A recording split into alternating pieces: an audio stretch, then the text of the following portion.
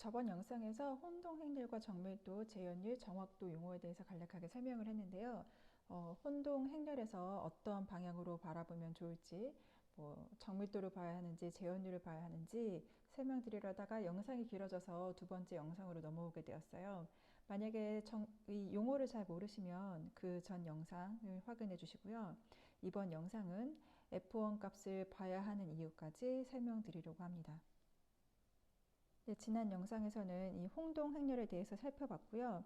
이 혼동 행렬을 어떻게 바라보냐에 따라서 프리시전, 정밀도, 리콜, 재현율, 그리고 정확도에 대해서 살펴봤어요.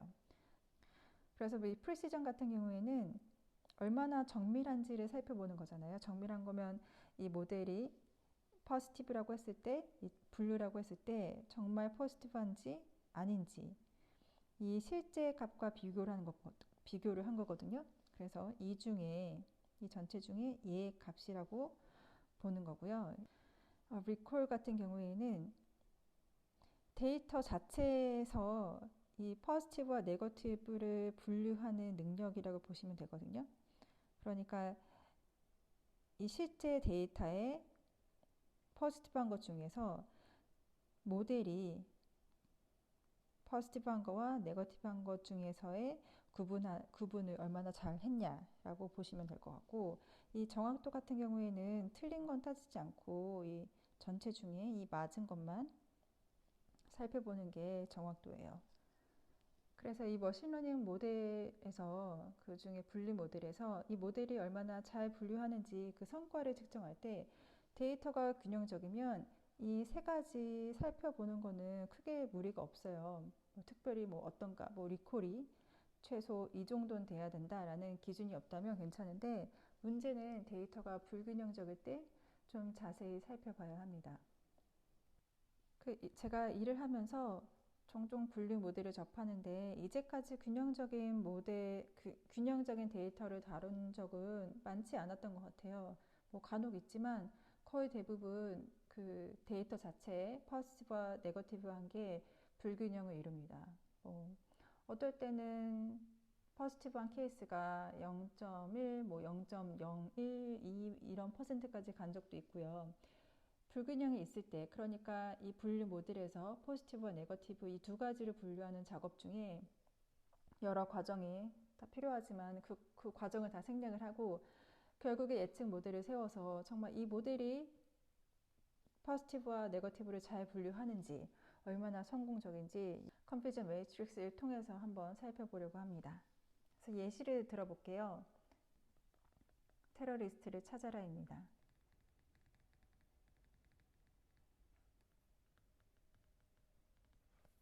꼭 이 예시 말고도 정말 예시는 다양해요. 바이오 쪽으로 가면은 희귀 질환의 환자를 진단하는 것서부터 아니면 은행 쪽으로 가면은 이 트랜잭션이 프로드인지 아닌지 사기인지 아닌지 아니면 미디어 쪽으로 가게 되면은 인터넷에서 광고 같은 거 있잖아요. 인터넷의 광고의 클릭률.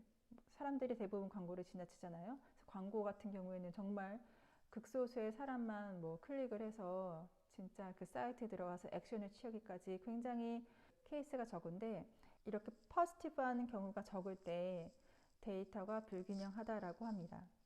그래서 데이터 자체가 불균형을 이루면 습관적으로 그 리콜 값부터 눈이 가게 돼요.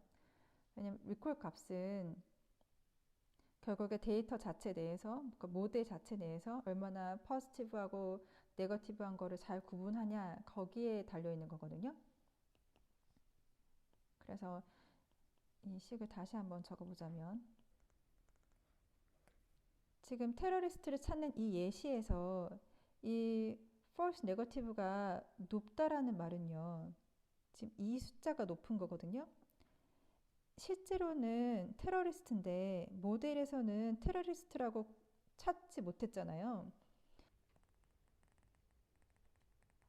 네, 테러리스트를 결국에는 못 찾았기 때문에 모델 자체로는 그렇게 좋은 모델은 아니에요. 그래서 리콜 값이 낮을 때 모델 자체로는 그렇게 꼭 쓸모 있는 모델은 아니었어요. 근데 반면에 리콜 값이 높아지게 되면 어떻게 될까요? 얘 값이 점점 줄어든다는 소리거든요. 여기 있는 값이 거의 없다라는 거는 대부분 모델이 이쪽으로 갔기 때문에 진짜 테러리스트를 찾는 확률이 더 높아지는 거죠. 물론 다른 값도 봐야겠지만. 그래서 모델은 굉장히 좋은 모델이에요. 그래서 리콜 값이 올라가게 되면 모델 자체로는 진짜 테러리스트를 찾기 때문에 모델은 좋습니다. 예를 들어 숫자가 한 명 찾았어요. 그리고 false negative 한 게 0이에요. 얘의 경우에는 지금 리콜 값이 지금 리콜 값이 1이 나왔는데 이 말은 모델 자체가 지금 테러리스트를 완전히 잘 찾고 있는 상황이에요. 그런데 한 명은 맞았지만 99명은 틀렸어요. 그러니까 이 말은 실제로는 여기가 실제 케이스잖아요. 실제로는 아닌데 테러리스트가 아닌데 모델에서는 테러리스트라고 한 거죠. 지금 99명이나. 그래서 이 프리시전 값을 계산을 해보면 0.01이 됩니다. 그래서 이 리콜 값은 굉장히 높은데 프리시전 값은 굉장히 낮게 돼요.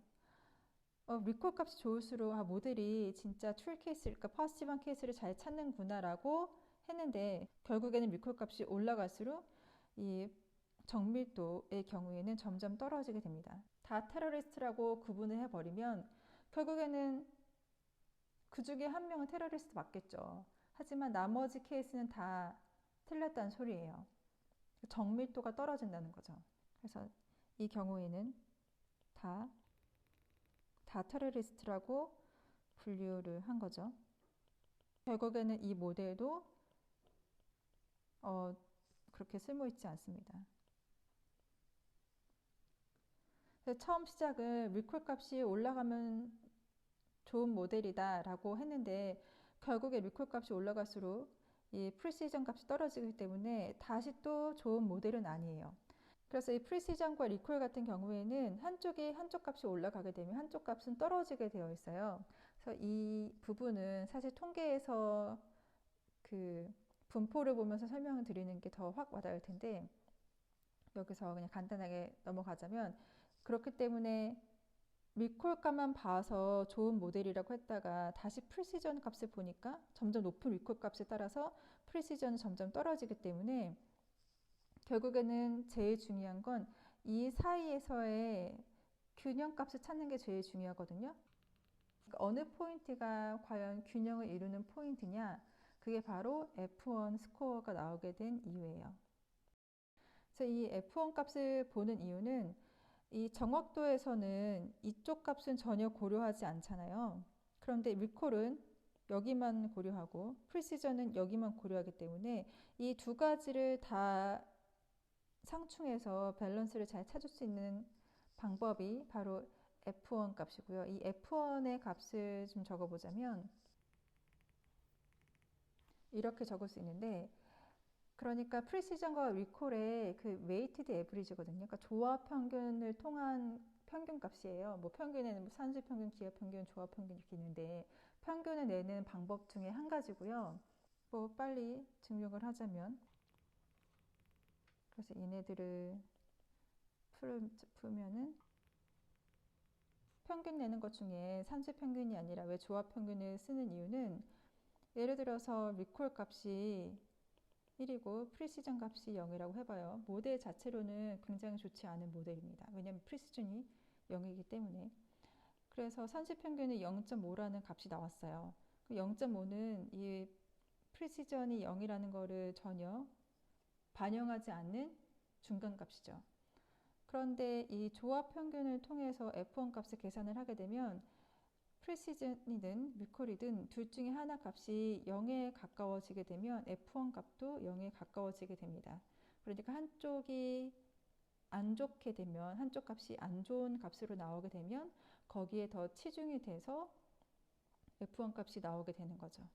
그래서 프리시즌은 false positive한 걸 반영하고 리콜은 false negative를 반영하게 되는데 이 F1 값은 이 세 가지 값을 다 반영하게 되는 거죠.